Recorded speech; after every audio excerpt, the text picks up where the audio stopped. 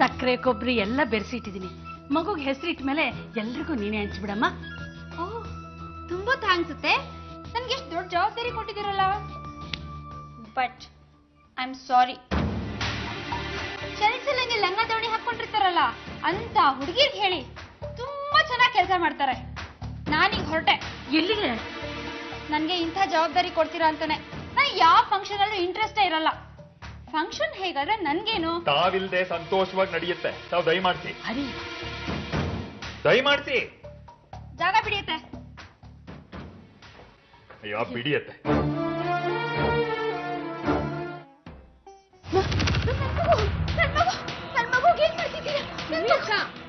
ಸಾವಿತ್ರಿ,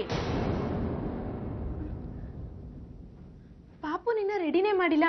ಇವತ್ ಪಾಪುಗೆ ದೃಷ್ಟಿ ಬೊಟ್ಟಿಡ್ಬೇಕು. ಎಷ್ಟು ದೃಷ್ಟಿ ಆಗತ್ತೆ ಗೊತ್ತಾ? ಇನ್ಸ್ಪೆಕ್ಟರ್ ಬಂದ್ ಹೋದಾಗ್ಲಿಂದಲೂ ಹೀಗೆ ಇದೆಯಾ?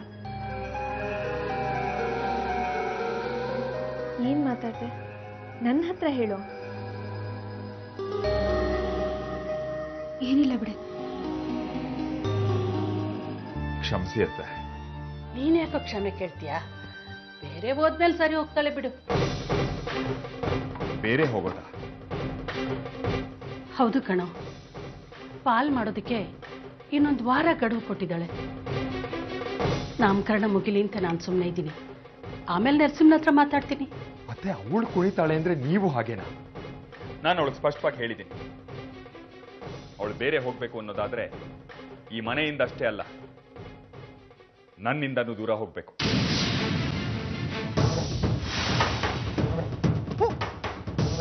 ಬಾಳೆಹಣ್ಣು ಸುರಿದಷ್ಟೇ ಸುಲಭ ಅಂತ ಮಾತಾಡ್ದೆ. ಎಲ್ಲಿ ಅವೆರಡು ಹೆಣ ನೋಡ್ದಿದ್ರೆ ನನಗೆ ಸೂತ್ಕ ಕಳಿಯಲ್ಲ. ಹುಡುಕ್ತಾ ಇದ್ದೀನಿ. ನೀನು ಪಿಂಡ. ನೀನು ಹುಡುಕುವಷ್ಟರಲ್ಲಿ ನನ್ನ ಹೆಣ ಬಿದ್ದಿರುತ್ತೆ ಇಲ್ಲಿ. ಅವಳು ನನ್ನ ಹೆಂಡತಿ ಪೊಲೀಸ್ನವ್ರ ಮುಂದೆ ಎಲ್ಲ ಬಾಯ್ ಬಿಡದೆ ಹೋಗಿದ್ರೆ ಇಲ್ಲಿ ನೋಡಿದ್ರೆ ಇವರಿಬ್ರು ಬೇರೆ ಸಿಗ್ತಾ ಇಲ್ಲ. ನನಗೆ ಅವಳು ಬೇಕು. ಇಲ್ಲ, ಅವಳು ಹೆಣನಾದ್ರೂ ಬೇಕು.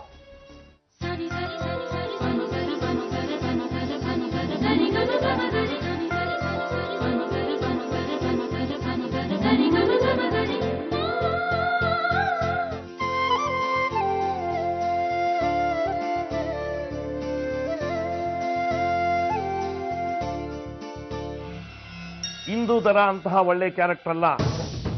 420 ಕೇಸು, ಮೈ ಮೇಲೆ ಎಷ್ಟು ಕೇಸ್ಗಳಿದೆಯೋ ಗೊತ್ತಿಲ್ಲ. ಅವನಿಂದ ಆದಷ್ಟು ದೂರ ಇದ್ರೆ ಒಳ್ಳೇದು.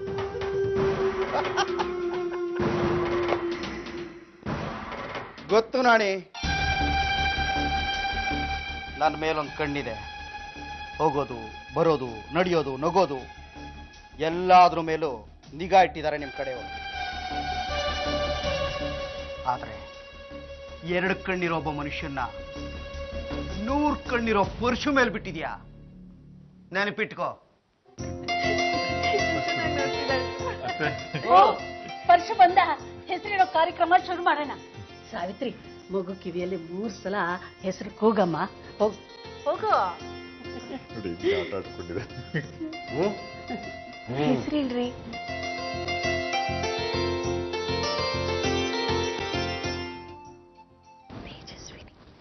ತೇಜಸ್ವಿನಿ, ತೇಜಸ್ವಿನಿ.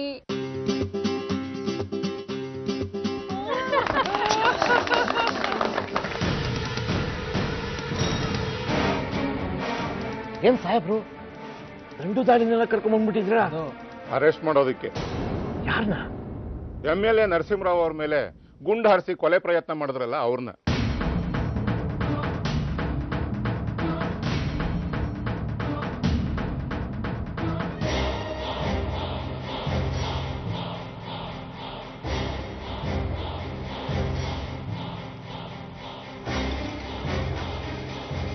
ನಮಸ್ಕಾರ.